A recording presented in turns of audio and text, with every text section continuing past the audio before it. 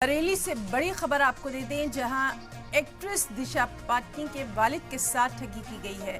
जगदीश पाटनी के साथ 25 लाख की ठगी का मामला सामने आया है। दरअसल सरकार में एक बड़ा ओहदा दिलवाने के नाम पर ये ठगी की गई है। रिटायर्ड पुलिस ऑफिसर हैं दिशा पाटनी के वालिद जगदीश पाटनी।